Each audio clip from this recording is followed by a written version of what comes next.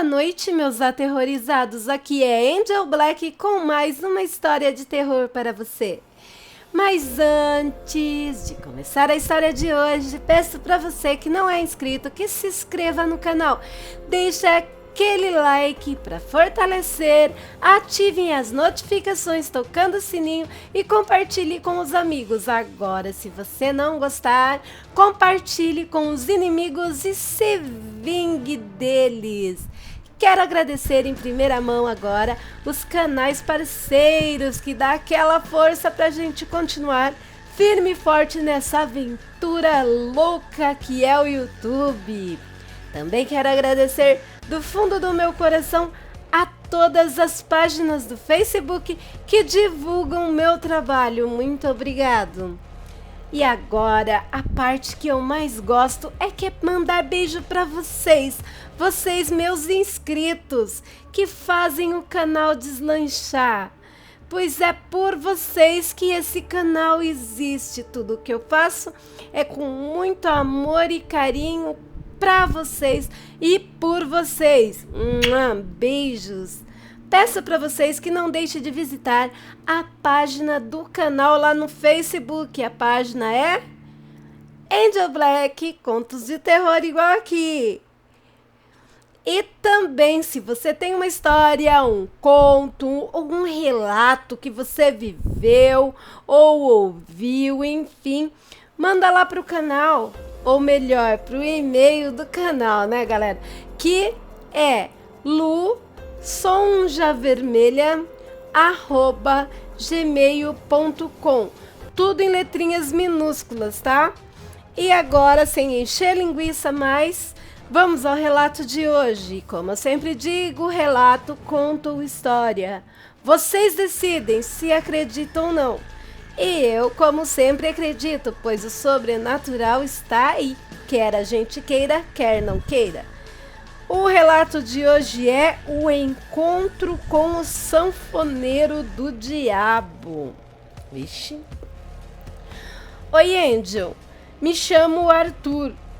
Hoje sou padre e moro na Grande São Paulo.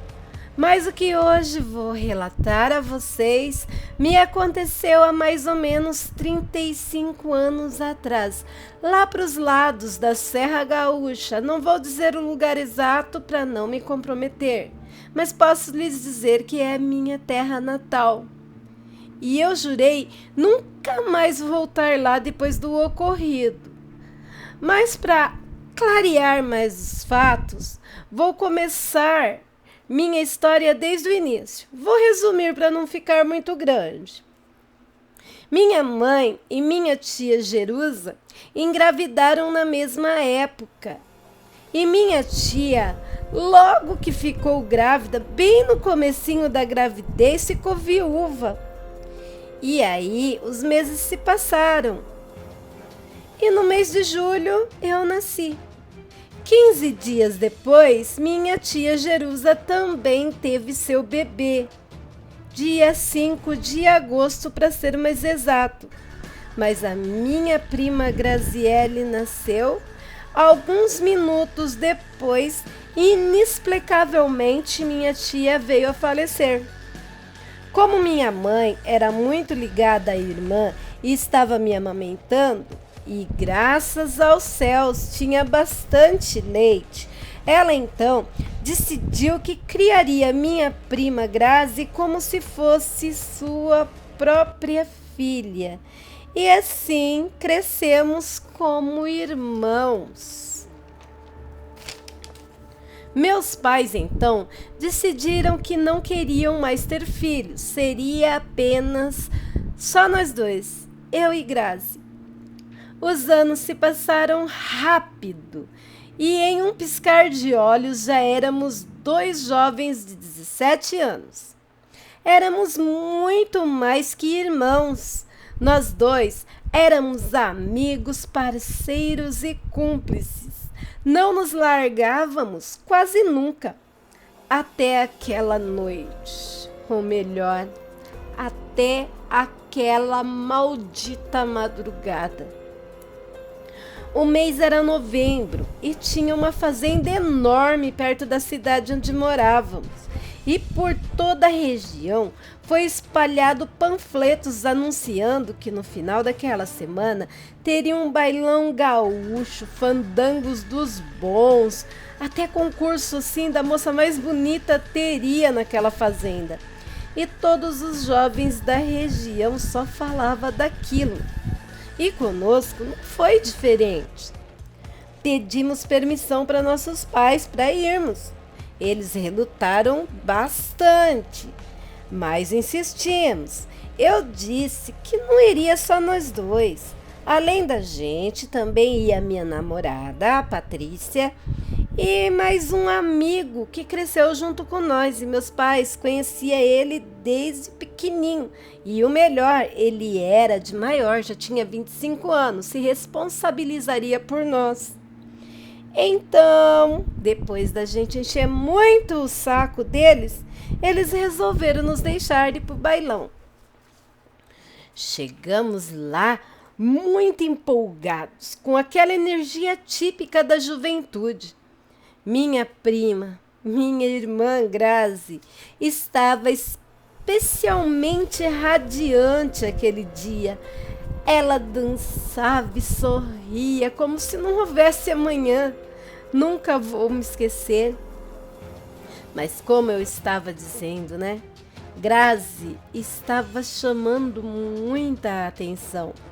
Mas o que não podíamos prever era que era exatamente isso que acabaria com a nossa alegria no final daquela noite.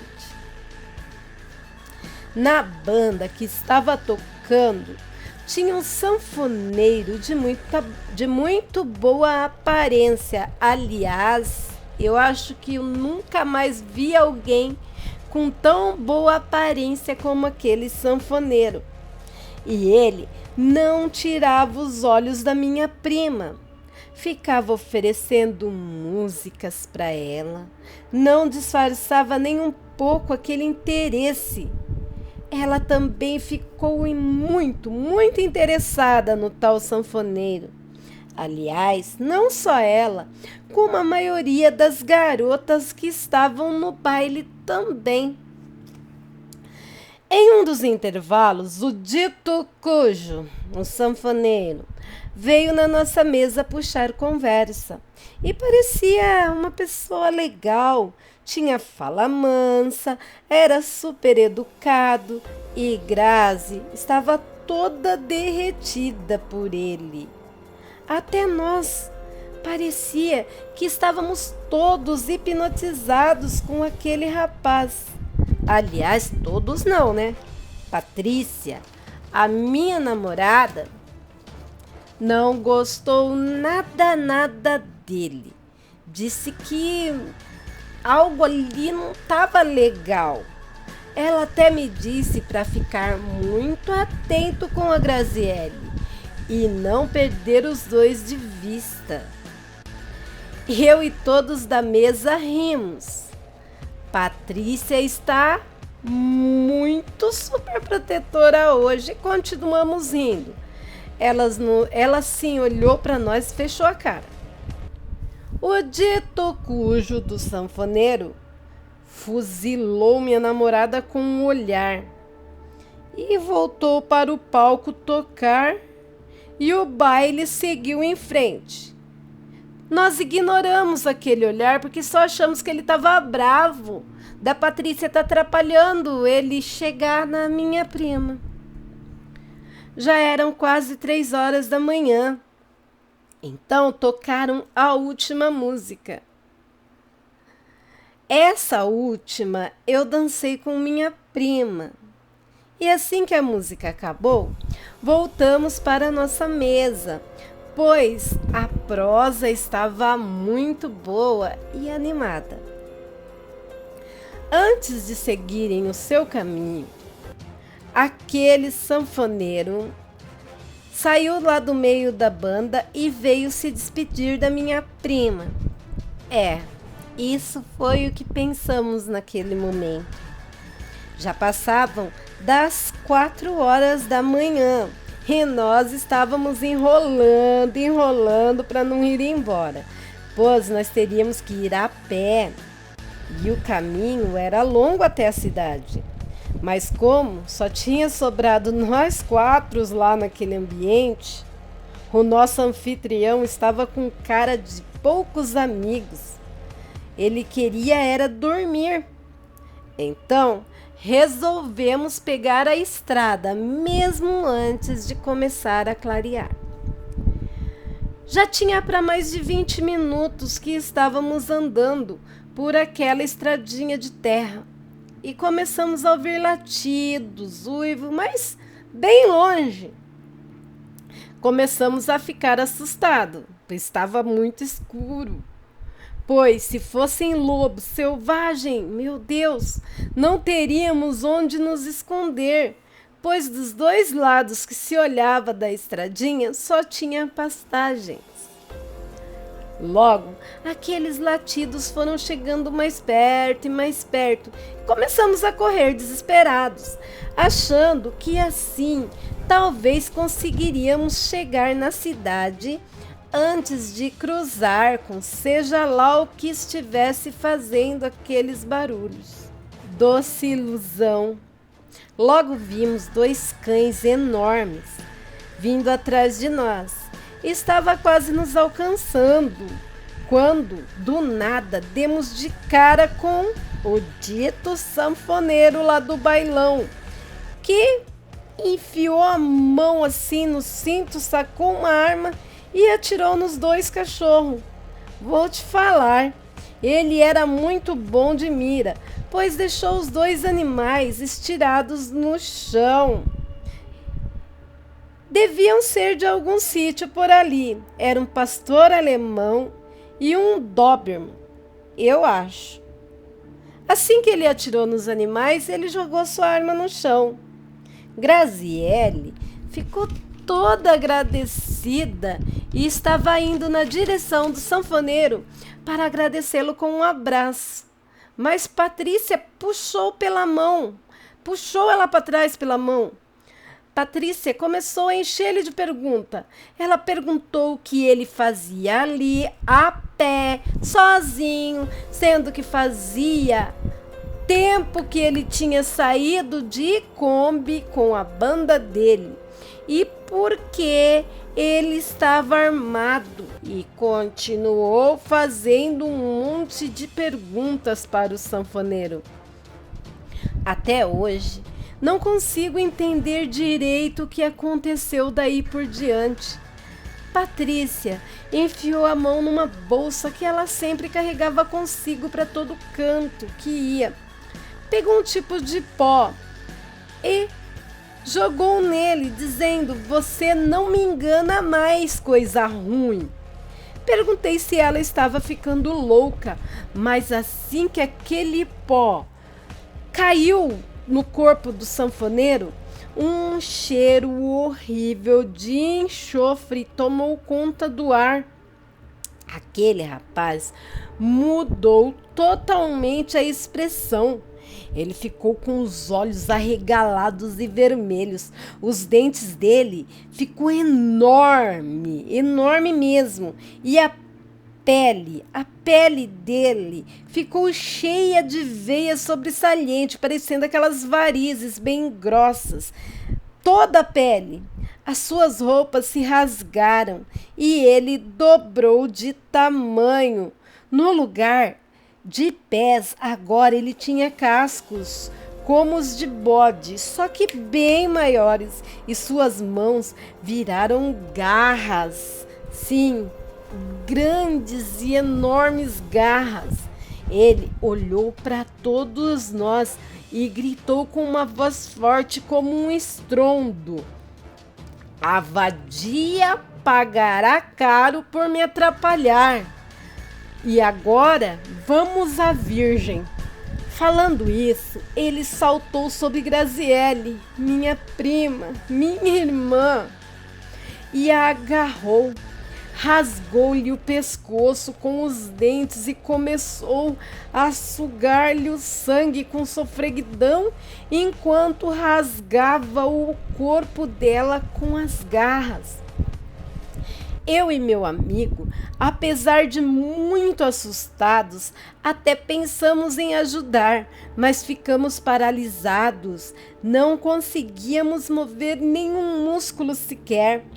Patrícia, minha namorada, minha Patrícia, começou a rezar em um dialeto que até hoje desconheço. E isso acho que surtiu efeito. O bicho começou a rodopiar e urrar, proferindo palavras de xingamento. E logo ouvi um estouro bem alto e o fedor de enxofre ficou muito mais intenso. E aquele demônio desapareceu. Corri até a minha prima irmã. Ela estava se esvaindo em sangue no chão. Eu tentava em vão estancar aquele sangue com a mão, mas não conseguia. O sangue espirrava por entre meus dedos. Quando ouvi um barulho de tiro, olhei para o meu peito, vi que eu também estava sangrando. Me virei, até tentei me levantar, mas não tive forças. Fiquei lá estirado no chão. Mas antes de perder a consciência, ainda pude ver meu amigo, agora com os olhos esbugalhados e totalmente vermelhos, e falando com a voz do sanfoneiro demônio, enquanto esmagava a cabeça da minha Patrícia com uma pedra enorme.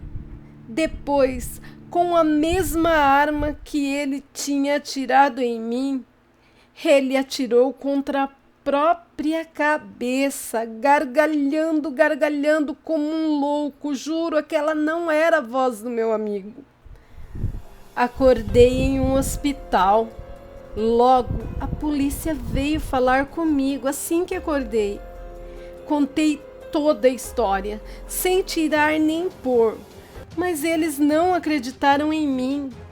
Eles acharam que meu amigo ficou louco, perdeu totalmente a sanidade e por algum motivo matou a todos. E que a história que eu contei foi delírio meu, devido ao trauma que passei. Meu cérebro criou tudo. A única pessoa que acreditou em mim foi a mãe da Patrícia, pois ela era médium espírita. E por esse motivo ela disse que Patrícia teria percebido a presença do mal. Também foi encontrado a Kombi da banda que tocou no baile aquela noite, com todos os integrantes mortos de maneira atroz, e não teria como meu amigo ter matado o povo da banda se ele estava com a gente e depois matado as meninas e se matado daquela maneira.